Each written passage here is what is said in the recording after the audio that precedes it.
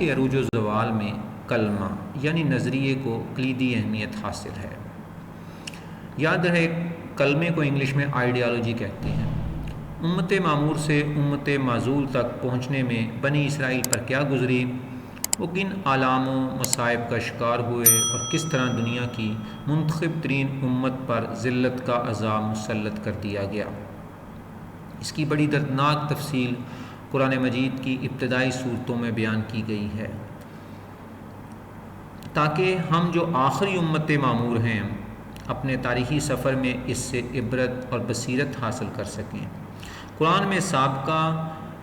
امتوں اور بالخصوص اہل یہود کا تذکرہ جس تفصیل سے آیا ہے، اس کی ایک وجہ تو یہ ہے کہ ان کی حیثیت سابقہ امت معمور کی ہے۔ دوسری وجہ بنی اسرائیل کو تمام عالم پر برگزیدگی اور بزرگی کا شرف حاصل رہا ہے، لیکن اس مقام مخصوص کو اور اپنے رب کی بے پایاں نعمتوں کی ناقدری کے نتیجے میں ان کی گرفت جس طرح سختی سے کی گئی ہے، اس میں یہ سبق پوشیدہ ہے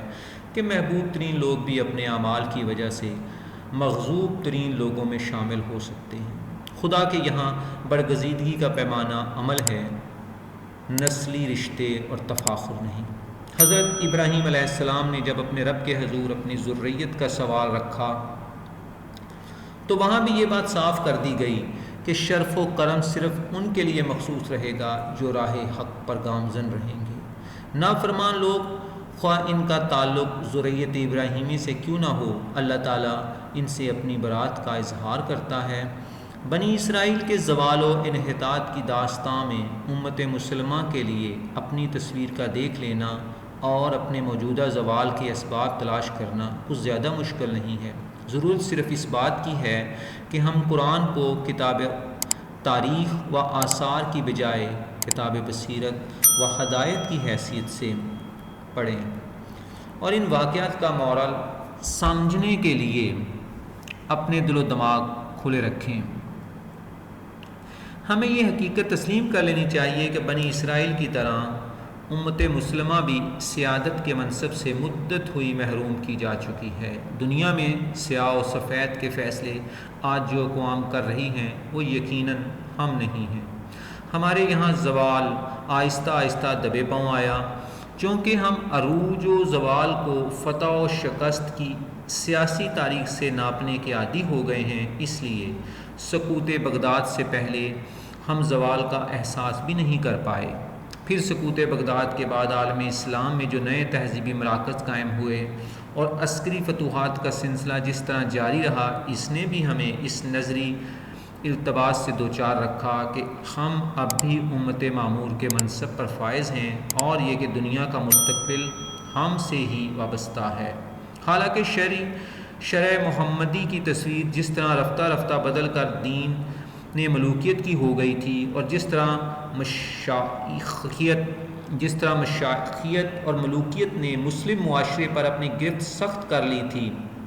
ان حالات میں یہ صاف نظر آتا تھا کہ نئی یہودیت دین محمدی میں اپنا مقام بنا چکی ہے۔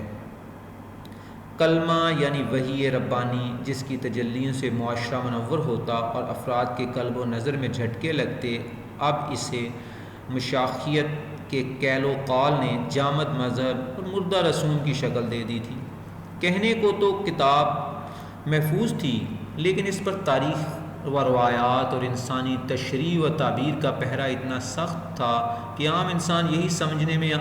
عافیت محسوس کرتا تھا کہ وہی سے براہ راست اکتساب فیض کا کام اگلے کر چکے۔ آسمان کے نیچے اب کوئی ایسا مسئلہ نہ رہا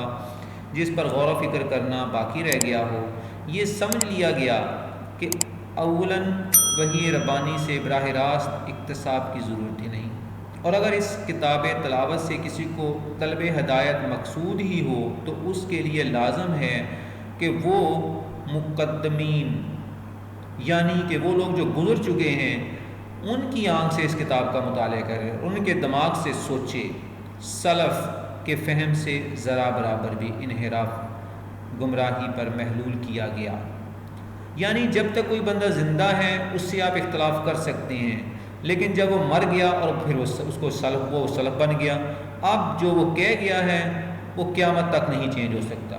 جوں جوں صدیاں گزرتی گئیں وحی کے گرد متقدمین کا حصار سخت ہوتا گیا۔ علوم و فنون کے غیر ضروری مباحث، فقہی موشگافیوں نے اس سرمایہ میں اتنا اضافہ کر دیا کہ عوام تو عوام خواص کے لیے اس حصار کا عبور کرنا ناممکن ہو گیا۔ وحی کے گرد انسانی تشریح و تعبیر کی مسلسل پڑھنے والی گرد نے